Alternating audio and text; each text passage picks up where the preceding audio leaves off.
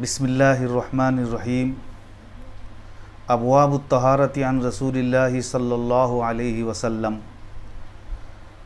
باب ما جاء لا تقبل صلاة بغیر طہور۔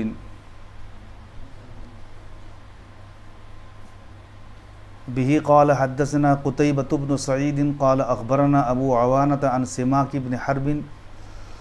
قال وحدثنا حناد قال حدثنا وكيع عن إسرائيل عن سماك عن مصعب بن سعد عن ابن عمر رضي الله تعالى عنهما عن النبي صلى الله عليه وسلم قال لا تقبل صلاة بغير طهور ولا صدقة من غلول۔ قال حناد في حديثه إلا بطهور۔ قال أبو عيسى هذا الحديث أصح شيء في هذا الباب وأحسن، وفي الباب عن أبي المليح عن أبيه وأبي هريرة وأنس وأبو المليح ابن أسامة اسمه عامر ويقال زيد بن أسامة بن عمير الهذلي۔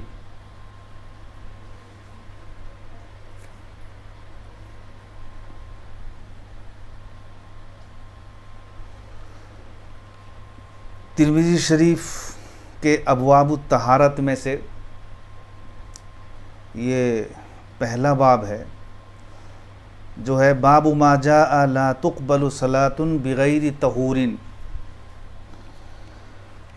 یہ باب جو آیا ہے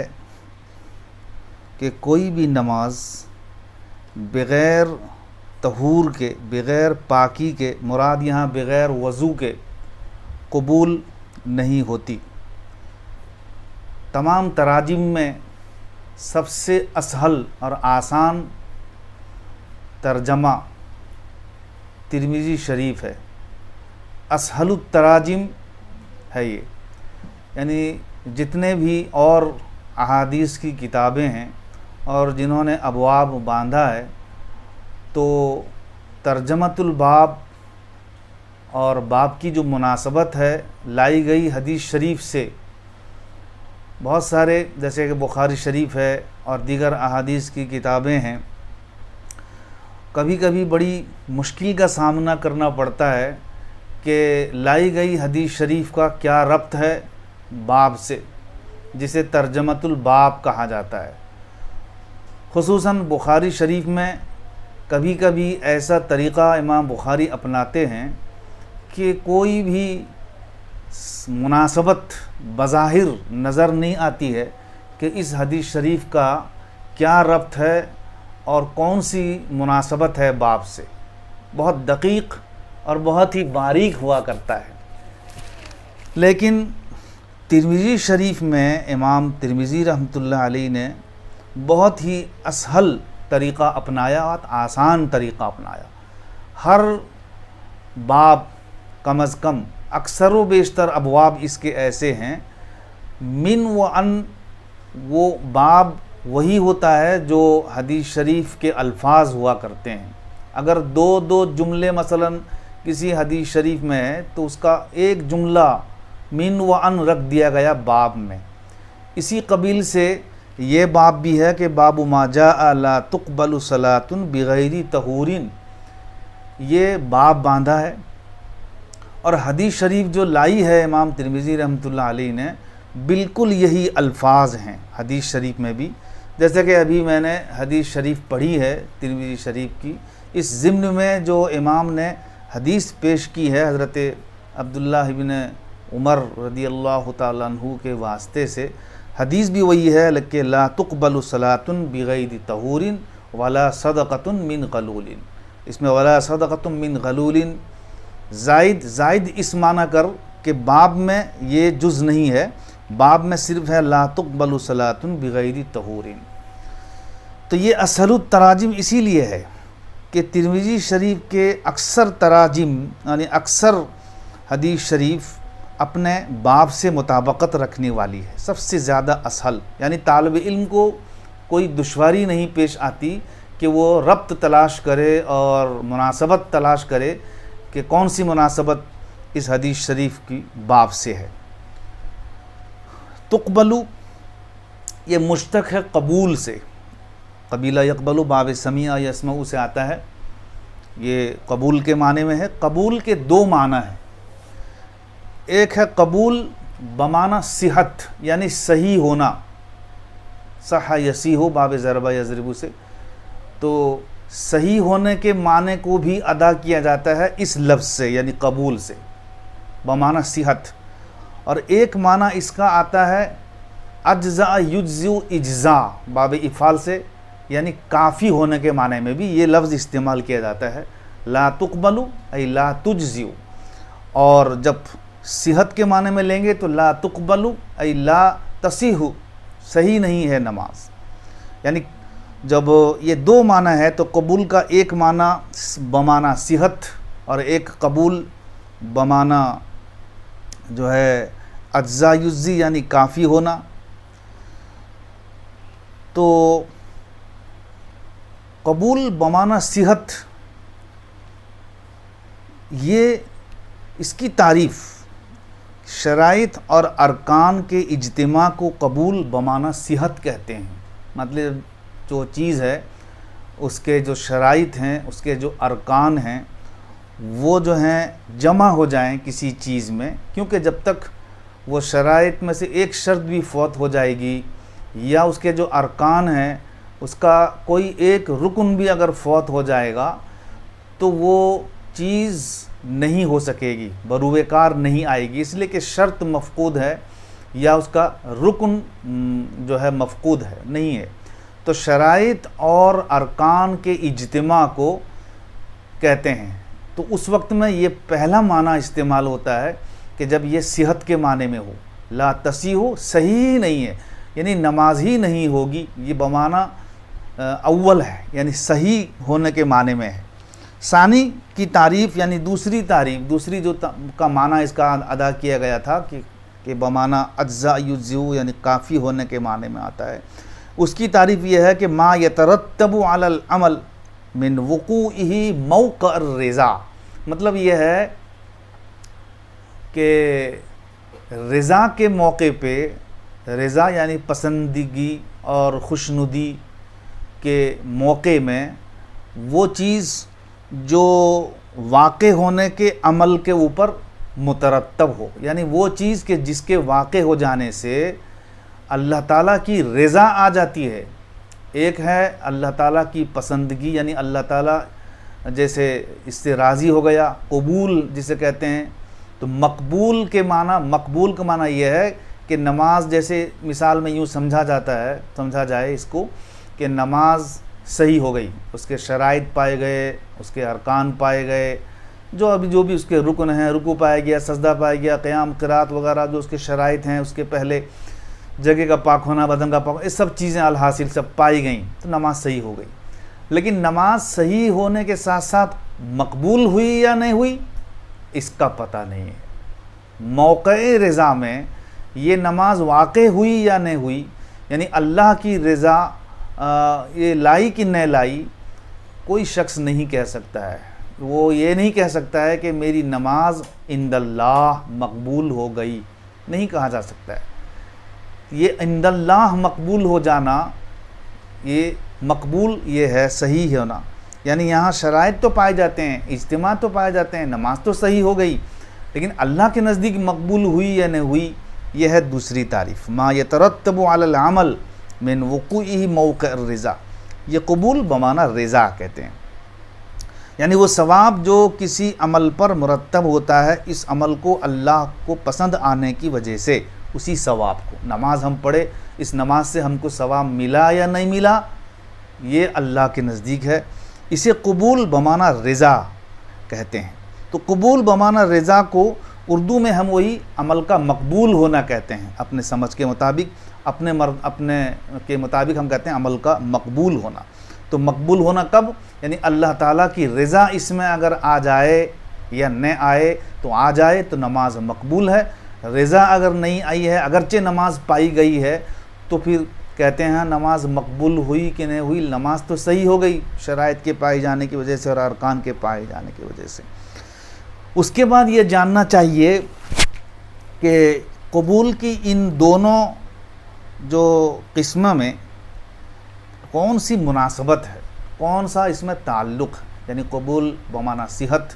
اور قبول بمعنی اجزا یجزی یعنی کافی ہونا، جس کو اردو میں مقبول ہونا کہتے ہیں، اس میں کون سی نسبت ہے؟ منطقی اعتبار سے جو 4 نسبتیں ہیں، تساوی کی نسبت اور تباین کی نسبت، عموم خصوص مطلق کی نسبت اور عموم خصوص من وجہن کی نسبت، اس لیے کہ یہ چیز پہلے سے جانی جا چکی ہے، کوئی بھی دونوں چیز ہو، 2 چیز ہوں، ان میں سے یہ 4 نسبتوں میں سے کسی ایک کا پایا جانا، کسی ایک نسبت کا وجود ضروری ہے۔ کوئی ایسی 2 چیز نہیں ہے کہ جن دونوں میں ان 4 نسبتوں میں سے کوئی بھی نسبت نہیں ہے، ایسا نہیں ہے، بلکہ چاروں نسبتوں میں سے ایک کا ہونا ضروری ہے۔ تو یہ جو 2 معنی ہوئے، ان دونوں میں کون سی نسبت ہے؟ تو ظاہر ہونا چاہیے کہ ان دونوں میں جو نسبت ہے عام خاص مطلق کی نسبت ہے، یعنی ان میں سے ایک عام مطلق ہے اور ایک جو ہے خاص مطلق ہے۔ وہ چیز اب ظاہر ہو چکی ہوگی، ان میں سے کون عام مطلق ہے اور کون خاص مطلق ہے۔ قبول بمعنی صحت یہ عام مطلق ہے، اور قبول بمعنی رضائے خاص یہ خاص مطلق ہے۔ جیسے سمجھنے کے لیے انسان اور حیوان میں ہم جو پڑھ کے آئے ہیں وہ یہی ہے کہ ان میں سے ایک عام ہے اور ایک خاص ہے۔ حیوان عام ہے اور انسان خاص ہے، تو جب حیوان عام ہے انسان خاص ہے تو حیوان کے ہر فرد پر انسان صادق نہیں آئے گا، بلکہ انسان کے ہر فرد پر حیوان صادق آئے گا۔ حیوان عام ہے، تو یہاں پر بھی جب یہ قبول بمعنی صحت یہ عام ہوا اور بمعنی رضا یہ خاص ہوا، تو اب یہ پتہ چلا کہ جو بھی عمل مقبول ہوگا وہ صحیح ضرور ہوگا، اس لیے کہ صحیح نہیں ہوا تو عمل مقبول کیسے ہو گیا؟ جو بھی عمل مقبول ہوگا وہ صحیح ضرور ہوگا، لیکن جو عمل صحیح ہو اس کا مقبول ہونا کوئی ضروری نہیں، کبھی مقبول ہوگا اور کبھی مقبول نہیں ہوگا۔ تو اب یہاں پر ایک دوسری چیز یہ شرعی طور پر سمجھنا چاہیے کہ نصوص شرعیہ میں لفظ قبول ان دونوں معنوں میں استعمال ہوا ہے۔ شریعت کے جو اور نصوص ہیں، حدیث شریف ہیں، احادیث شریفہ میں قبول جہاں استعمال ہوا ہے، جو ابھی بتایا گیا کہ اس کے 2 معنی ہیں، دونوں معنی میں اس کا استعمال ہوا ہے۔ مثلا لا تقبل صلاۃ الحائض الا بخمار، ایک حدیث ہے کہ جو بالغ عورت ہے اس کی نماز خمار کے علاوہ نہیں قبول ہوتی ہے۔ تو نہیں قبول ہوتی یہاں پر قبول صحت کے معنی میں ہے، کیونکہ اگر سطر نہیں چھپا ہوگا کسی عورت کا، جو بڑی عورت ہے بالغہ عورت ہے، اس کی نماز ہی نہیں ہوگی۔ جب نماز ہی نہیں ہوگی تو جب یہاں پر لا تقبلو کا لفظ وارد ہوا ہے تو خوب ظاہر ہو گیا ہے کہ یہاں پر لا تقبلو رضا کے معنی میں نہیں ہے بلکہ صحت کے معنی میں، یعنی صحیح نہیں ہوگی نماز اس عورت کی جو بالغہ ہے مگر دوپٹے کے ساتھ۔ یہاں پر یہ جو نص ہے اس میں جو قبول کا معنی وارد ہوا یہ بمعنی صحت ہے۔ اسی طرح سے ایک اور ہے لا يقبل اللہ صلاۃ من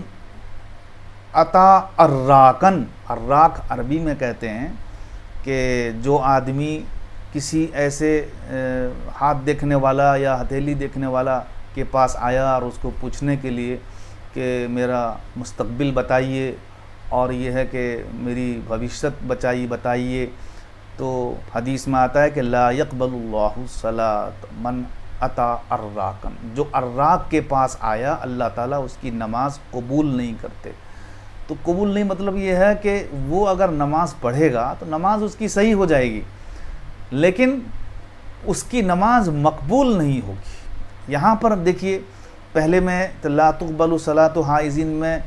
وہاں قبول بمعنی صحت تھا، لیکن یہاں پر لا يقبل اللہ صلاۃ من اتا الراکن میں جو قبول بمعنی صحت نہیں بلکہ اگر وہ نماز پڑھ رہا ہے تو اس کی نماز بھی صحیح ہو جا رہی ہے، سب دیکھ کر کے فتویٰ لگائیں گے کہ ہاں اس کی نماز صحیح ہے۔ اسی طرح سے لا يقبل اللہ صلاۃ مدمن خمر، ایک حدیث ہے جس میں آیا ہے کہ اللہ تعالیٰ شراب پینے والے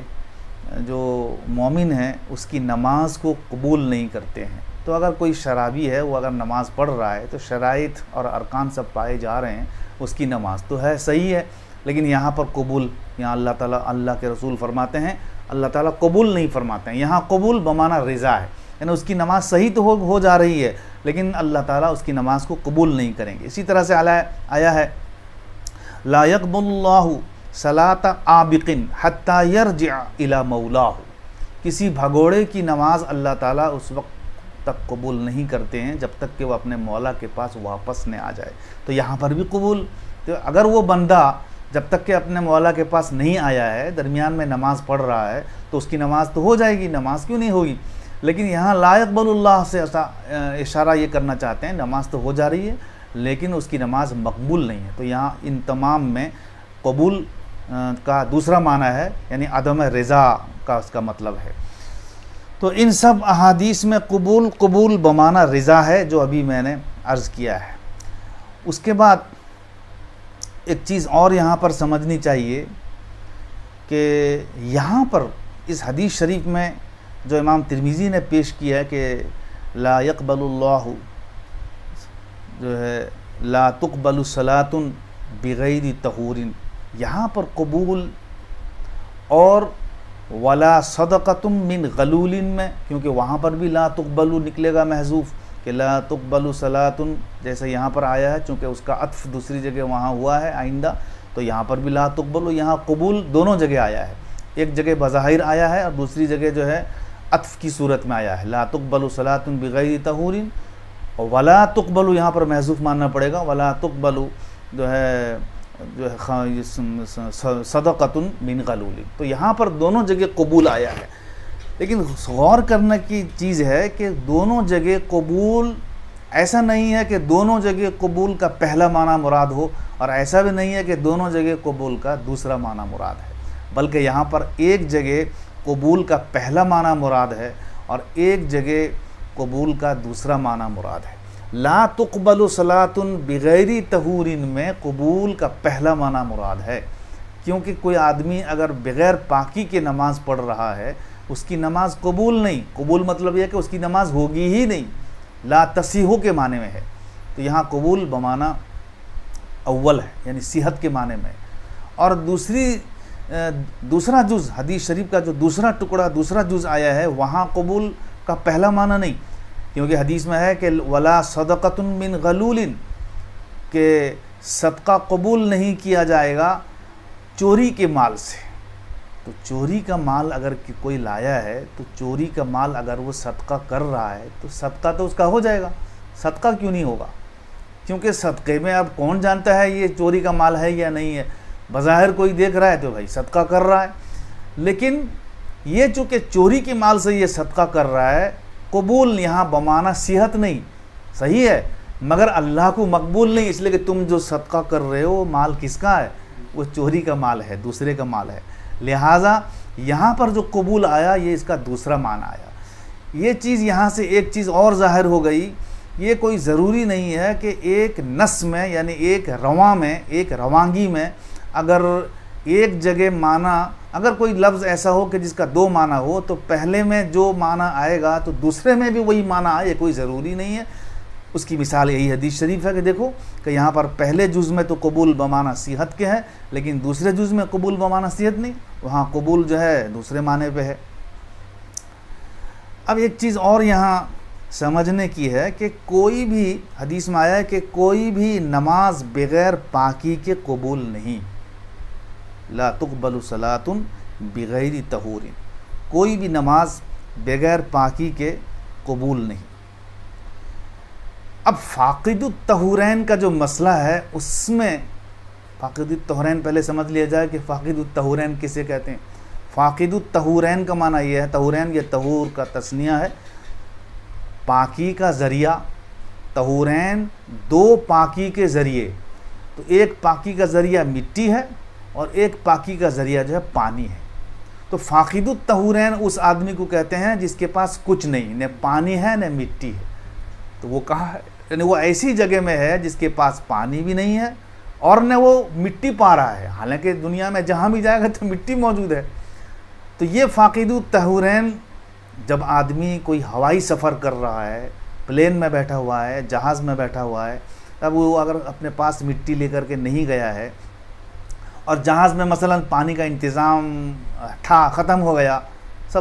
جو ہے سب استعمال کر چکے، اب وہاں پانی بھی نہیں ہے اور وہ مٹی بھی اس کے پاس نہیں ہے، وہ تو فضا میں ہے،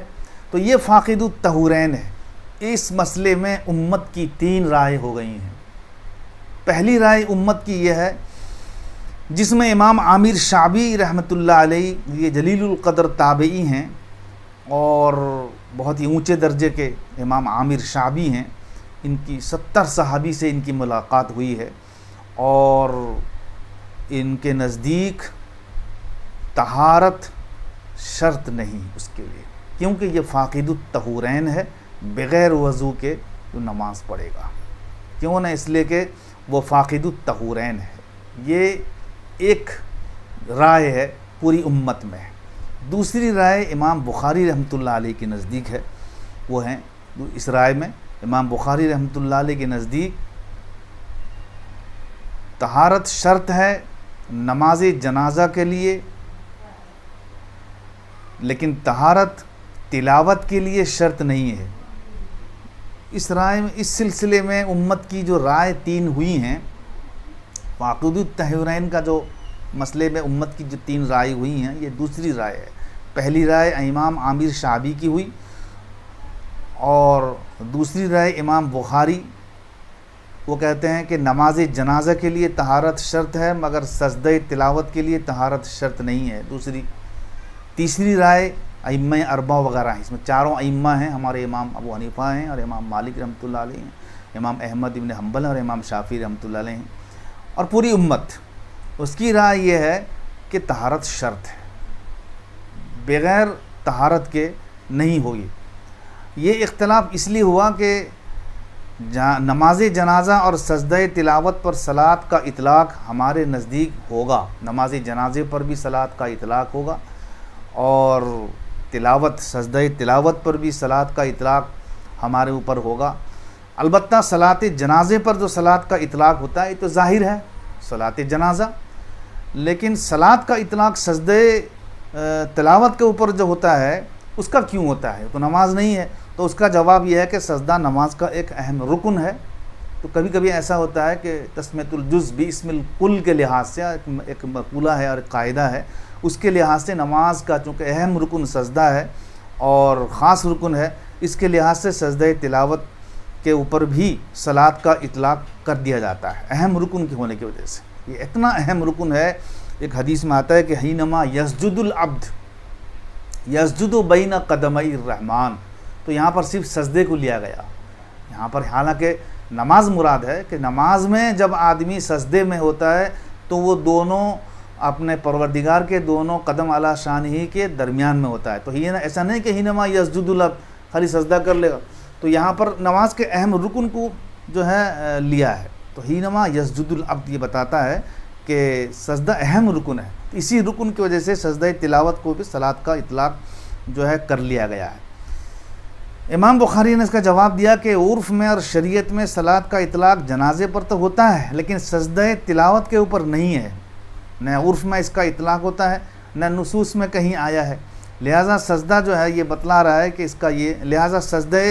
تلاوت کا حکم یہ ہے کہ نہیں ہوگا، مطلب یہ ہے کہ اس میں طہارت شرط نہیں ہے، بغیر طہارت کے آدمی سجدہ تلاوت کر لے گا۔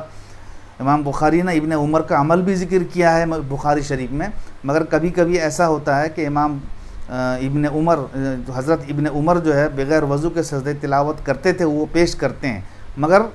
وہ کہتے ہیں کہ دیکھیے صحابہ سے ثابت ہوا جب بغیر وضو کے ابن عمر نے ایک بار بھی تلاوت کے سجدے کو بغیر وضو کے کر لیا، تو اس کا جواب ائمہ ہمارے یہ دیتے ہیں کہ اگرچہ اطلاق نہ ہو، مگر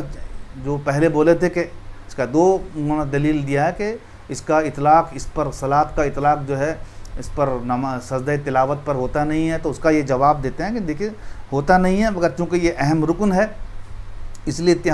لحاظ ضروری ہے۔ ابن عمر کے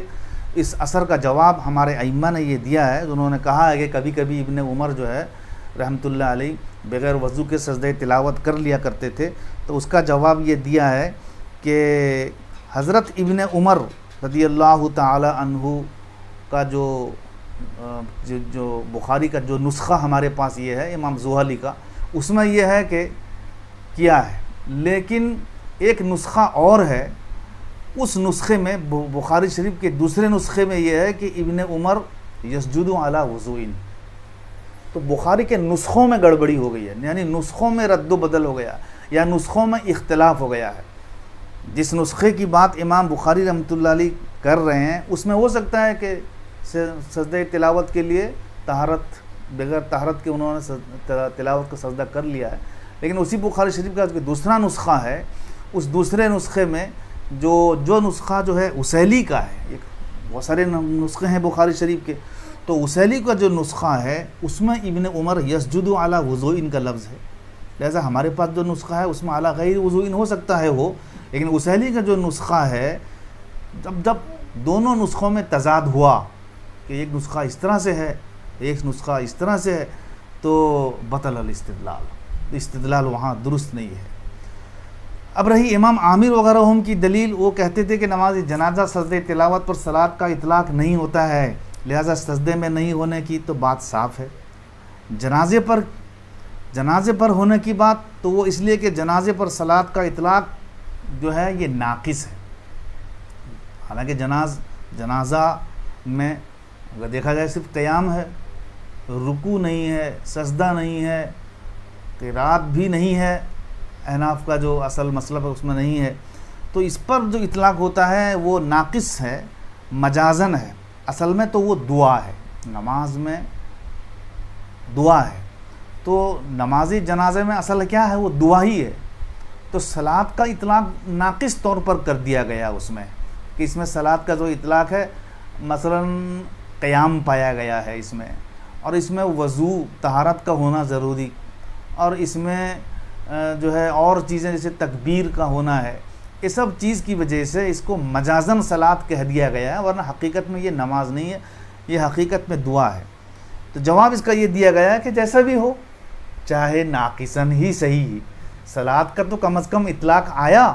لہذا امام عامر کا جواب یہی بن جائے گا جو وہ کہتے تھے کہ مطلقاً شرط ہی تو طہارت ہی نہیں ہونے سے چلے گا، تو کیسے ہو سکتا ہے؟ صلاۃ کا اطلاق اس کے اوپر بھی آیا ہے، خواہ وہ ناقصاً ہی صحیح، مجازن ہی صحیح، لہٰذا یہ کہنا درست نہیں ہوگا کہ ناقصاً اور مجازن ہونے کی وجہ سے اس کو نہ مانا جائے بالکل، اور جو شرائط ہیں اس کے نماز کے نہ ہونے کے لیے، مطلب یہ کہ جو شرائط ہیں نماز کے کہ مثلا وضو ہے، وضو کے لیے یا تیمم وغیرہ کے لیے اس کا کوئی ضرورت نہیں، ایسے ہی ہو جائے گا، کیسے ہو جائے گا؟ نہیں ہو جائے گا، جیسا بھی ہو صلاۃ کا اطلاق اس کے اوپر ہوا ہے، خواہ ناقصاً ہو یا مجازن ہی ہو۔ اب رہی بات کہ لا تقبل صلاۃ، کوئی بھی نماز بغیر طہور، یعنی کوئی بھی نماز بغیر طہور کے قبول نہیں ہوتی ہے۔ اب یہ نکرہ ہے، لا تقبل صلاۃ میں نحوی قاعدے کے لحاظ سے تو کوئی بھی نماز جو ہے، کوئی بھی نماز، اب اس میں نماز جنازہ بھی ہے، لا صلاۃ، اب یہ اسکال نہیں کیا جائے گا کہ لا صلاۃ میں، کیونکہ اس میں صلاۃ نکرہ ہے، ناقص والی نماز جس پر اطلاق مجازن کیا گیا ہے وہ بھی اسی میں شامل ہے، تو وہ کیسے ہو جائے گی بغیر طہور کے؟ جو کہا جاتا ہے کہ لا تقبل صلاۃ میں،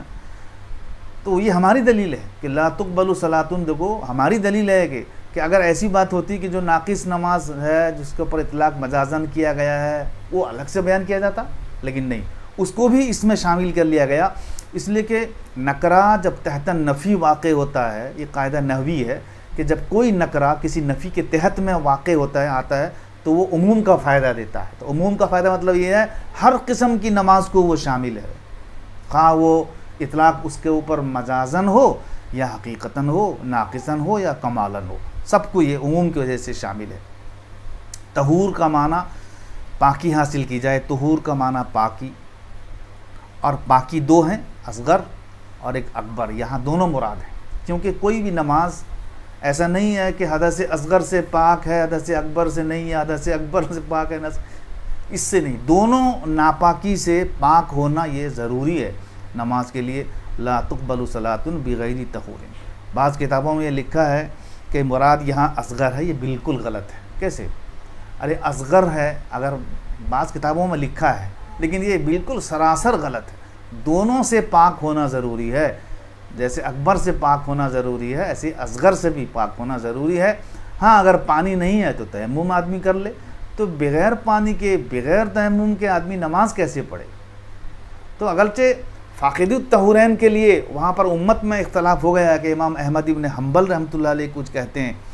اور جو فاقد الطہورین کا مسئلہ ابھی بیان کیا جا رہا تھا، جب اس کے پاس پانی نہیں، جب اس کے پاس جو ہے مٹی نہیں، پھر اس کو نماز پڑھنے کا کیوں کہا گیا؟ پھر کوئی یہ کہتا ہے کہ نماز تو نہیں پڑھے گا، بلکہ ہمارے امام ابو حنیفہ رحمۃ اللہ علیہ کے قول کے مطابق یتشبہ بالمصلین،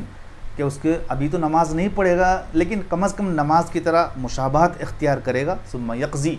بعد میں وہ قضا کرے گا، نمازیوں کی شکل بنائے گا اور بعد میں یہ قضا کرے گا۔ تو امام صاحبین کا قول ہے، تو امام صاحبین کے قول کی طرف امام صاحب رجوع کر چکے ہیں، کیونکہ امام صاحب کا یہ قول نہیں ہے۔ ہمارے امام صاحب کا قول یہ ہے کہ اس وقت نماز نہیں پڑھے گا، بعد میں قضا کرے گا، لیکن امام صاحبین اور یعنی امام ابو یوسف رحمۃ اللہ علیہ اور امام محمد رحمۃ اللہ علیہ کے نزدیک نماز پڑھے گا اس وقت میں، مگر یتشبہ بالمصلین، کیونکہ اس کے اندر پانی نہیں ہے، مٹی نہیں ہے، تشبہ بالمصلین کرے گا، وہ یقضی، چونکہ نماز کے لیے شرط تھی، بعد میں قضا کرے گا۔ تو پہلے امام صاحب اپنے قول کو یہی پیش کرتے تھے، یعنی کہا کرتے تھے کہ نماز نہیں پڑھے گا پانی کے یعنی طہورین کے نہ ہونے کی وجہ سے، بعد میں قضا کرے گا، لیکن بعد میں وہ رجوع کر چکے ہیں امام صاحبین کے قول کی طرف، اور فتویٰ جو ہے صاحبین کے قول کے اوپر ہے۔ تو اس میں امام احمد ابن حنبل رحمۃ اللہ علیہ سے یہ جو ہے منقول ہے کہ ان کے نزدیک کہ یصلی ولا یقضی، اسی طرح سے وہ نماز پڑھ لے گا، قضا بھی نہیں کرے گا، کیونکہ وہ فاقد الطہورین ہے۔ اب اس کے پاس طہور کا دو ذریعہ میں سے کچھ بھی نہیں ہے، نہ پاکی ہے، نہ مٹی ہے، نہ پانی ہے، لہذا لا یقضی، یہ امام احمد ابن حنبل رحمۃ اللہ علیہ کا ہے۔ اور امام شافعی رحمۃ اللہ علیہ کے سلسلے میں یہ آیا کہ لا یصلی ولا یقضی، یعنی نماز بھی نہیں پڑھے گا اور بعد میں قضا بھی نہیں کرے گا۔ یہ گویا کہ بالکل جو ہے برعکس ہو گیا ہے۔ وہ کہتے ہیں یصلی ولا یقضی، لیکن یہ کہتے ہیں لا یصلی ولا یقضی، یعنی نماز نہیں پڑھے گا اور قضا بھی نہیں کرے گا۔ یہ امام شافعی رحمۃ اللہ علیہ کا ہے۔ بہرکیف ہمارے نزدیک جو امام صاحبین کے قول کے اوپر فتویٰ جو دیا گیا ہے وہ یہی سوچ کر کے دیا گیا ہے کہ اگرچہ وہ فاقد الطہورین ہے تو اس کے لیے چونکہ لا تقبل صلاۃ بغیر طہورین ہے، تو وہ اگرچہ فاقد الطہورین ہے تو وہ بعد میں لیکن قضا کرے گا، اس لیے کہ لا تقبل صلاۃ بغیر طہورین، کوئی بھی نماز بغیر طہور کے نہیں ہے۔ اگر یہاں اس کی یہ صورت پیش آئی ہے تو وہ ڈر اور خوف کی وجہ سے، چونکہ ہر نماز کے وقت میں اللہ تعالیٰ کا امر متوجہ ہوتا ہے بندے کی طرف،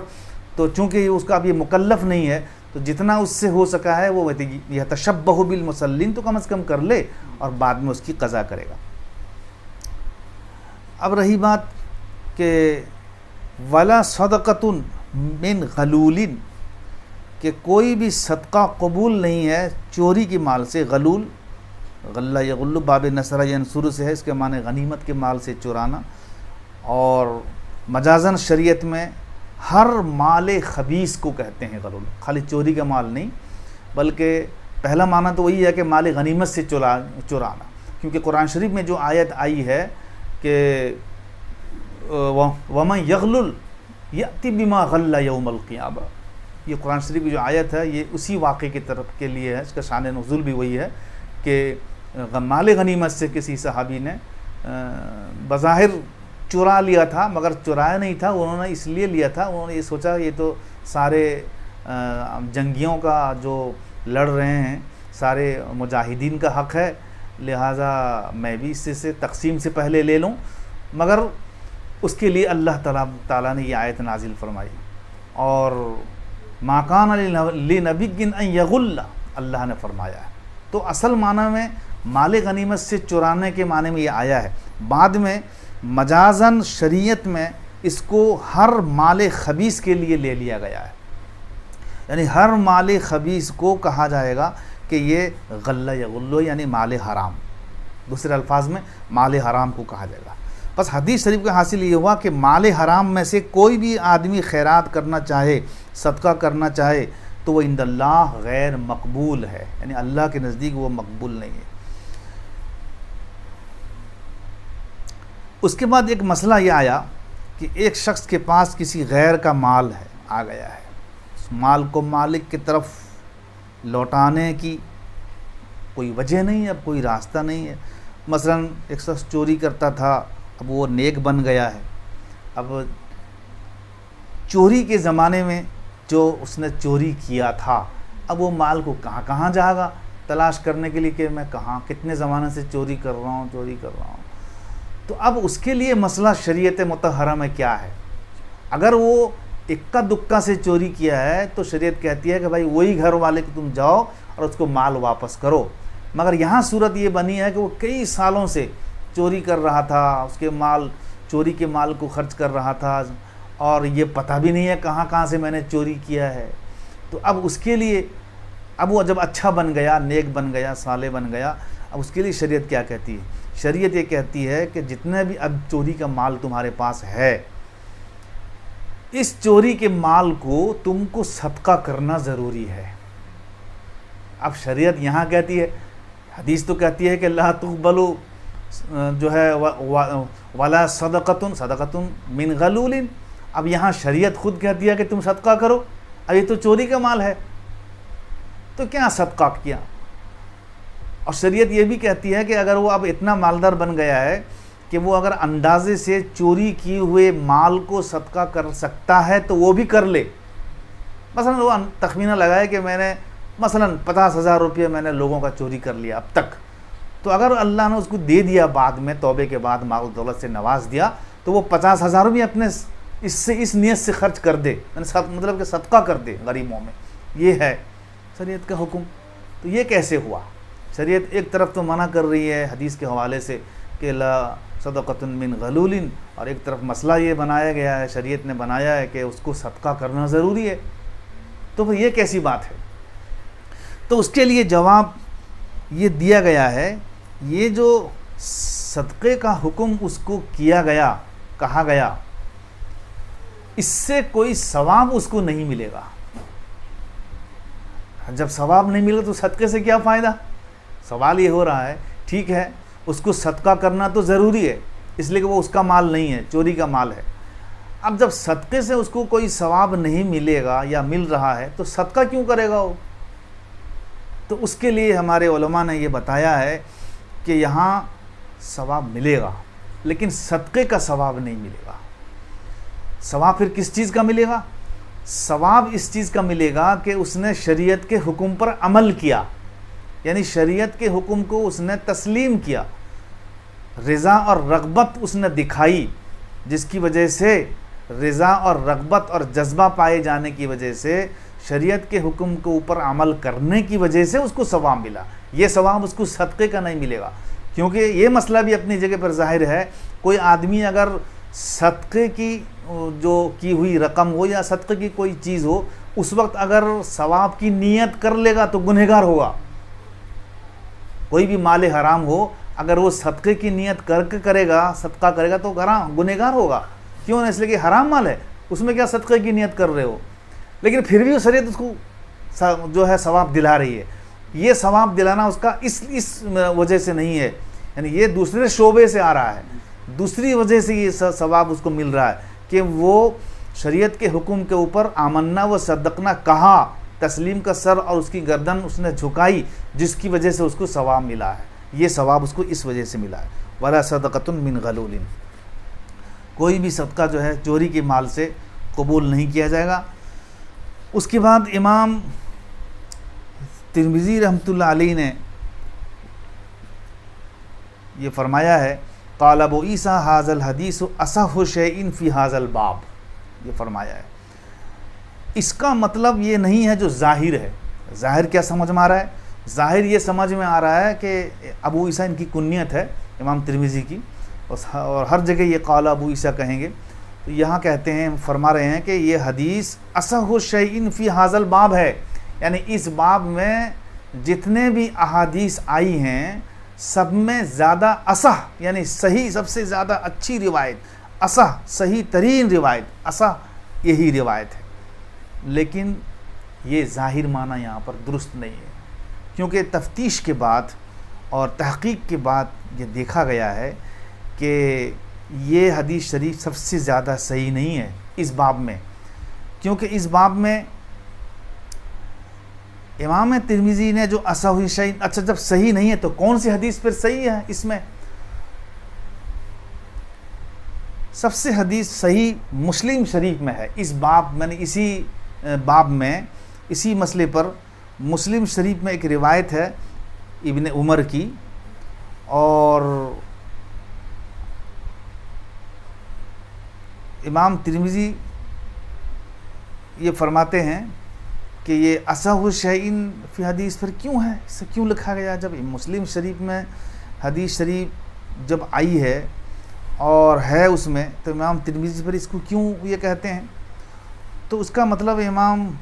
ائمہ نے یہ دیا ہے کہ یہاں پر اصح شیء اپنے دانست کے مطابق ہے، وہ یعنی ان کے نزدیک